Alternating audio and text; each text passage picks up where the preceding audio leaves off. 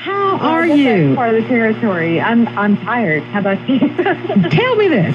Where were you able to get the shooter? Where was he being put into a car? What happened? How did you get that conversation? I was there on the scene from about 4:30 in the morning. I had heard that this was going on, and I went. And so when they actually took him into custody, it was because they had just gotten a call that he was at that residence and he was firing shots. So all the law enforcement just tore over there. As I turned onto that street, I could see some police in front of me with a guy on the ground. So I got out and I walked up and I was just steadily filming and taking pictures as I walked up. And he was talking steadily to the police. So when they finally had his handcuffs on and had bandaged his gunshot wound, he was sitting there and he looked over at me and he said, "Are you police too?" And I said, "No, I'm the media." And then I finally said, "Do you want to tell us why you did this?" And he started to talk to me.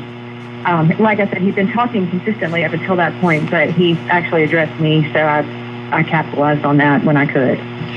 Wow, that was great work. That was really great work. What he said that if he had more bullets, what was that statement? It was loud. The background noise was loud. Mm-hmm. But what he said was that he would have done something if he had more bullets. He said that he wanted to commit suicide by cop, but he had run out of bullets. I think he was trying to imply that he couldn't fire at police to have them fire back at him.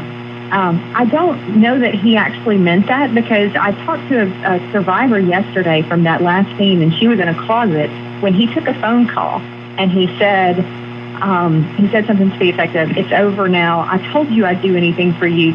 And then he said, "I'm going to the hospital now. Do you think they'll let me see you when I'm in the hospital?"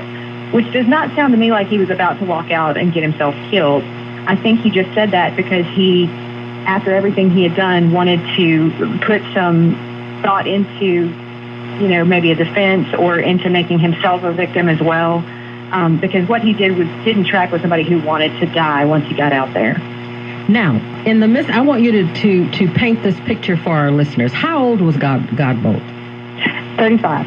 He was 35 years old. Something was going on with him and the woman in his life? Yes, he and his wife had been having problems back and forth for a while.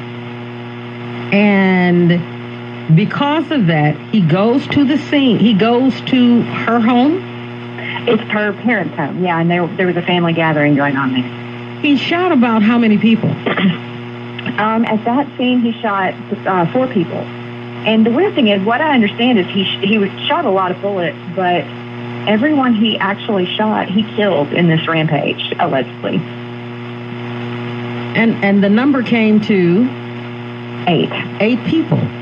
Right. Now, there's another part to this story. An 18-year-old by the name of Jordan Blackwell, who was shielding his 15-year-old cousin from bullets. And what happened to Jordan Blackwell? Jordan was one of a couple of stories of heroism that I've found in this tragedy. He, when they heard Corey allegedly shooting the door in, Jordan was walking down the hall. He was on FaceTime with his cousin, with his girlfriend rather. And so he and his cousins hid behind this big recliner, and he was covering his cousin with his body when Corey came in and asked Jordan, "Where are your parents?"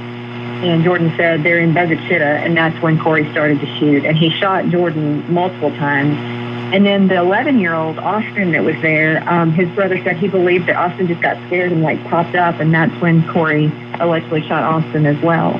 But Jordan was protecting his cousin Caleb at the time that he was killed. And in the same way, at the last scene, Farrell Burridge was trading shots with Corey. That's how he ended up getting that wound that the police had to treat there at the scene. But in both cases, you could see just people in their last moments doing these selfless things that were amazing. So Godbolt is under arrest? Yes, he's being held in a neighboring county because they want to make sure that there's no, relatives in the jail with him or anything like that would, hurt him. And we have, how many children under the age of 18 were killed? Just two. It was Jordan and Austin were killed.